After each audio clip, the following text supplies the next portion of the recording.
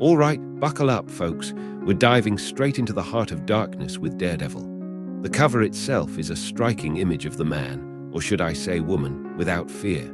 She's crouched, almost feral, with a crimson cowl pulled tight around her face, those signature devil horns jutting out. The red of her costume pops against the dark backdrop.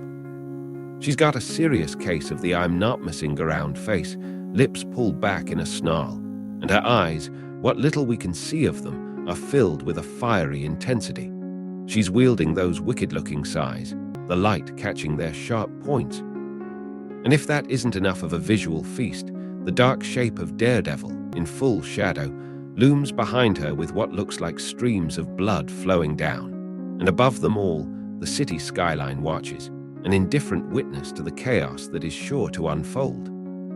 We're thrown right into the thick of it, smack dab in Hell's Kitchen. The scene explodes with violence as a fist connects with a sickening crack against a guy's face, blood flying in all directions. And he's got this look of utter shock on his face, like, did that just happen? But it doesn't stop there.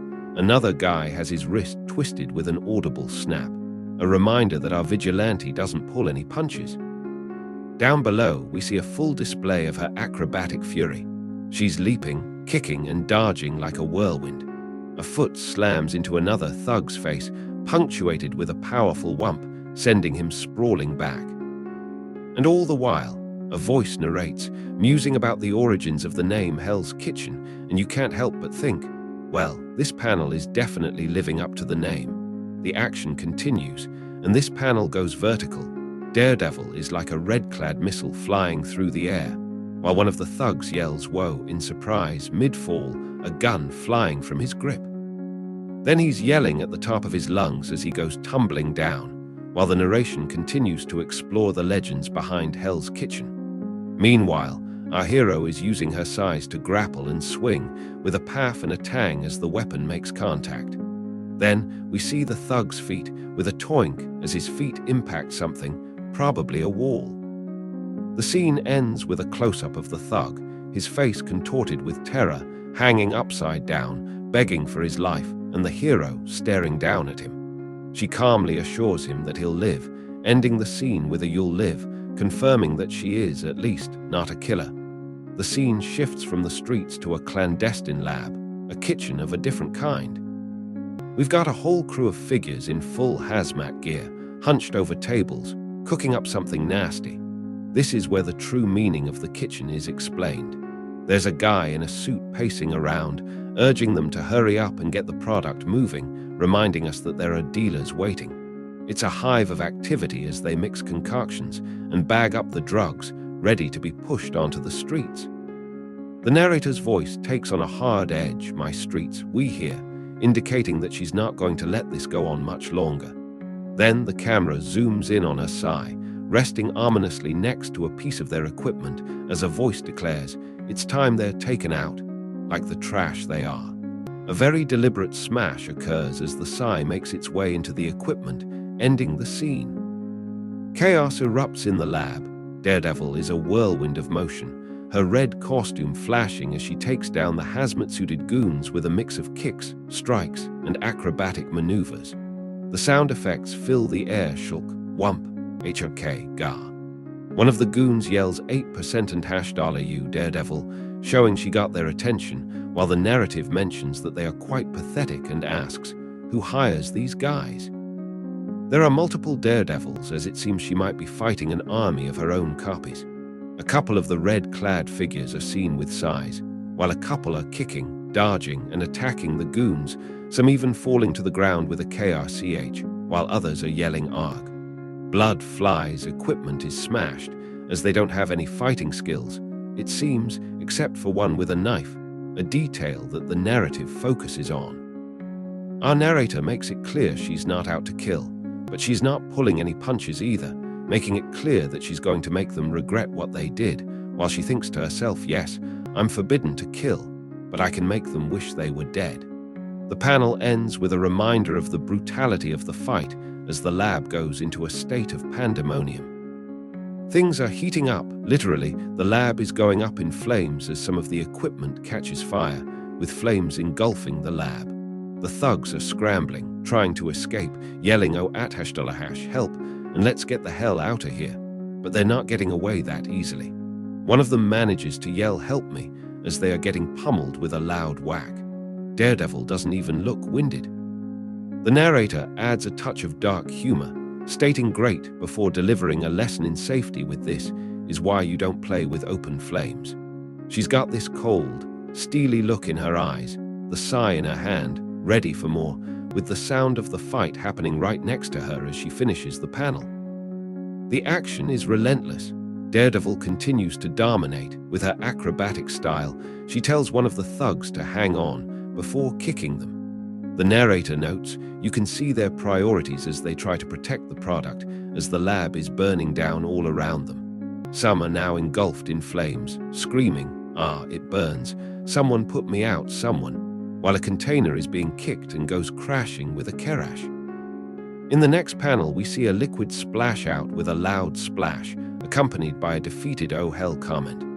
Another thump is added to the mix with a "F whoosh," and the narrator ends the scene with "At least this block is mostly deserted, because this is going to hurt like," before looking up with a serious face. Boom! The lab explodes with a massive whoom, sending debris flying everywhere. A fireball fills the panel as one of the thugs cowers, looking for cover as the whole place collapses around them. We see Daredevil suspended in mid-air with some broken glass and pieces of the building as she realizes I was wrong. Then the panel zooms in as she clutches her arm, grimacing as she finishes with, "It hurts worse than hell." Daredevil is leaping off a building after the explosion, with flames billowing behind her. She swings through the air with her sighs, thinking that did not go as expected. But I sort of did a favor for the developer, while the narrator adds, demolition can be very expensive. She lands on another rooftop, making a small grunt GNNF as she considers her next move. The sound of police sirens, "Wee-oh, wee-oh, wee-oh, wee-oo," fills the air as the narrator adds that she should leave, while also mentioning that, although the anti-vigilante law was repealed by Mayor Cage, it doesn't mean masks are welcomed around town. She then makes the decision to take the stairs and starts to make her way down. The scene shifts to the aftermath of the explosion, with an ambulance pulling up to the scene. We hear the sound of debris settling, with a TSSSSSS sound, as two paramedics are checking on each other. One of them asks, "You changed the battery in your penlight, Davis?" To which he gets an affirmative response with "all good on that, boss," and a good reply, and then another paramedic's shoe can be seen on the ground. Then a loud ha-ha-ha laugh is heard from the side, as one of the paramedics is clearly distracted. The other asks him, "What the hell, you hear that?" And when he gets no answer, he adds, "What's with you getting distracted, boss? Come on," clearly confused by his co-worker's reaction. We flash back 3 minutes earlier to the Conservatory of Visual Arts with a calm, if slightly odd, scene. Several students are seen working on their paintings, while one of them, a woman with a beanie, is humming to herself. Suddenly she stops and exclaims, "Whoa, did you hear that just now?" It sounded like a freight train, as a RMMBlee sound can be heard outside. Another student, wearing headphones, claims he didn't hear anything, asking the woman if she's sure she is not overworked or hearing things again. The woman responds with a confident smirk, stating, "Fabiano, I told you that in confidence." The art class is wrapping up for the night.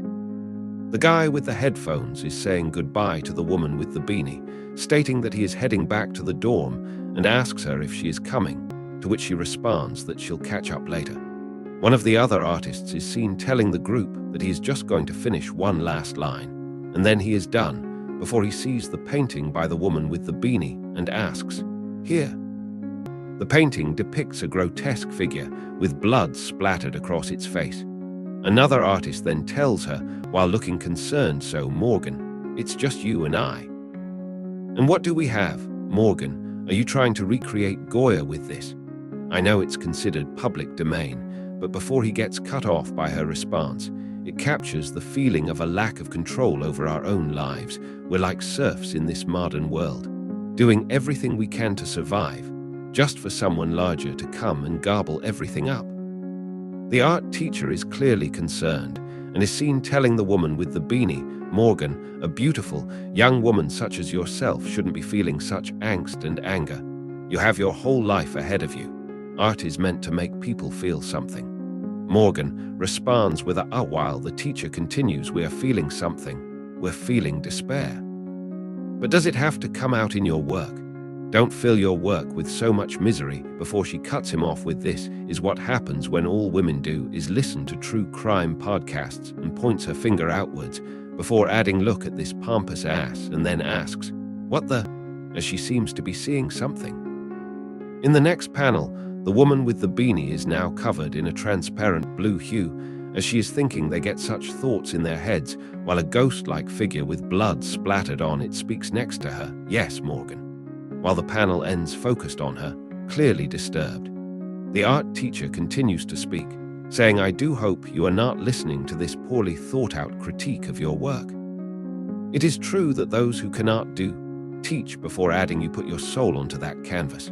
I know, because I can see it as the narration makes it clear that he is seeing something odd going on. Then Morgan, with the blue hue around her, is now talking to the ghost-like figure next to her, saying, you're the voice I've been hearing, aren't you?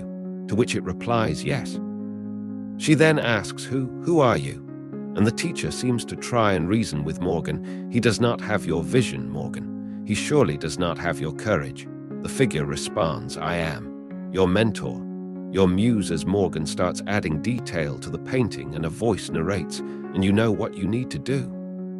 The scene takes a brutal turn. Morgan, her face now covered in blood, is jamming the paint brush into the art teacher's neck with a loud huck. The art teacher's glasses are askew, his face a mask of horror as blood splatters everywhere, his hand moving to stop her, as Morgan is seen with her face expressionless, while she continues to push the brush further into his neck, with the blue hue still surrounding her. The art teacher is now on the floor, his face a mess of blood as he manages to choke out the word, choke. The ghost-like figure is now talking to Morgan, stating, you have done well, Morgan, as she responds, so what do we do now? They both look down at the teacher, and the ghost replies, we are going to make a statement. How do you feel about mixed media? Morgan then adds, I never had a lot of confidence in my work other than painting, before the ghost replies, well, reinvention is the key to a long career. Do not fret, we will find your medium, before adding, but first, we need more supplies, as Morgan then walks towards the door, leaving the art teacher dead in a pool of blood on the floor, with the ghost-like figure following her. We're back at the apartment now, with Daredevil sitting on the kitchen counter, the narrator adding that it's quiet without Alice, which has been referenced in Daredevil, Woman Without Fear, 2024. She's seen with many cuts on her body, and we see a close-up as she digs into her arm with a needle and thread, saying, She's stitching up a deep gash on her arm, the blood still fresh. The narration adds that some days, I wouldn't mind a superhuman healing factor. For now, these stitches will have to do. We see another close-up as she works on the stitches, before she is seen in a meditative pose, with the narrator noting though Stick always claimed meditation helps heal you quicker, ending the scene with a resolute we shall see. We see a full panel of Daredevil in a meditative pose, surrounded by other scenes of chaos and brutality. The narrator continues to explore the nature of Hell's Kitchen, saying that Stick also told her that Hell's Kitchen sat along a ley line, and that intersection made it particularly sensitive to supernatural energy. The narration also adds Stick liked to wax poetic about how the veil between earth and hell was thin there. I don't know if the strange would agree, but who knows? While we are shown the bloodied scene at the conservatory, with the art teacher clearly needing help and the woman trying to stop what is happening. We hear a scrip as she tries to stop the attack and a plea of no, please. Another scene shows someone getting their hand twisted with a crack. Then the narrator goes back to Stick, adding that Stick also said you could smell what the devil was cooking in Hell's Kitchen, and sooner or later, whatever's on the stove in hell will bubble up to the surface, before adding Stick also said you never forget your first taste of the devil's meal. Finally, the narration ends with that's why, he said, it's called Hell's Kitchen, and a zoomed-in look at Daredevil's face while she adds I've been to hell and come back, a few times, and I've never forgotten it, no matter how much time passes. We are presented with a truly unsettling image. A figure resembling Daredevil but clearly distorted and twisted is seen with a mask with horns and red bandages crisscrossing their entire body. They are seated, holding two sides, with their eyes wide and unnerving. This twisted version of Daredevil sits in front of a wooden, cross-like mannequin, also covered in bandages and blood. The narration adds, "So while I can't hear as well as Matthew, I can focus on the bits of hell that do seep up from the cracks," before adding, "While it is not the Daredevil I would have chosen, it is certain to get the devil's attention." The scene shifts to hell before the events we have been shown. A figure is seen sitting on a chair made of bones, painting on a skeleton with a bone as a brush. The narration states, "Hell," before, and adds that hell is not as bad as you would think, also saying that the knowledge I have gained here in such a short amount of time has enhanced my understanding of the earthly plane. The camera zooms in on the figure, showing that they are also painting on a portrait of a devil on the side, with a bone as a paintbrush. The panel switches to a scene where the figure is now sitting painting the portrait on the skeleton, with the narrator stating, for instance, "Here I know what drives the Daredevil of Hell's Kitchen," before zooming in on a close-up of their face with the narration, adding what makes him seek out his version of justice, before adding, "And hell has been a true blessing for my creativity as well, broadening my horizons into new and different directions." The scene explodes into action as the narration reflects on vigilantes, saying, "Daredevil, blind spot. All these vigilantes think they have the moral high ground, but they cheat. They always do. We see a man with a beanie being punched, while other figures in a Daredevil costume are kicking and beating the man on the ground." The narration then states, "Sam Chung, blind spot. He cheated. He used something otherworldly to regain his sight," before adding, "And he still couldn't see my art. He left me to burn. And yet I still create," as we see blind spot on the ground, engulfed in flames, and one of the Daredevil figures watching him burn. The scene turns abstract as the narration states, "I always suspected, but never knew until now." What happens when a creative soul is rejected, as we see a figure, seemingly Morgan from the art class, falling amongst many other silhouettes of falling people, like a dark rain. Then we see her again as the narration says, "When the establishment tells you you're not good enough, it kills you inside." As she is shown falling again, with lightning forming around her as she's falling, and then the figure of the man from the previous panel steps into view, stating, "And a part of your soul dies," before the narration adds, "But now I am here," as he looks over the landscape. The mysterious figure continues their monologue, stating, "I understand the confusion and uncertainty these new incoming souls face as they look out at the silhouetted figures falling towards the landscape." Then the camera switches to a full-body shot of Morgan with a long cut down the middle of her face and chest, with her hand moving to touch the side of her face as the narration continues here. "I have found fragments, but also holes of these creative spirits. The continual death we face time and again in pursuit of creating in God's image," adding, "Many have given up because they could not handle the rigors of the world above. I do not blame them." In the next panel, Morgan is seen looking up as the narration adds, "I was part of a privileged group, not corrupted by the schlock and commercialism forced down our throats." Then they are looking down as the narration continues, "Late-stage capitalism has doomed us all, but art supplies are so very expensive," before adding, "Despite these lost and splintered souls, some still feel purpose." Like young Morgan here as the camera cuts to a full shot of the figure on a rock, looking down at her. The figure looks at Morgan, stating, "I can provide solace to those seeking it," as the scene switches back to a scene of Morgan, with the figure standing right behind her, asking, "Do you know where you are?" Morgan, clearly distressed, responds, "I have a feeling I quote in hell," before the figure adds, "Yes, but I can help you. I can bring you back to yourself," to which Morgan responds, "How?"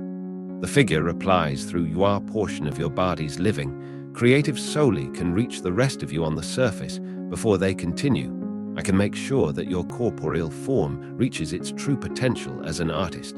No more holding back to assuage the plebes. We then see a shot of the figure walking in front of a portal before they finish Art is Truth, and you will show them your truth with my help. Art inspires hope. Are you ready? As the last panel switches to a close-up of Morgan with a determined look on her face, stating "Show me" before the screen goes black, with a "to be continued" message at the bottom. Thanks for tuning in. Stay curious, stay awesome, and don't forget to hit that subscribe button for more amazing content.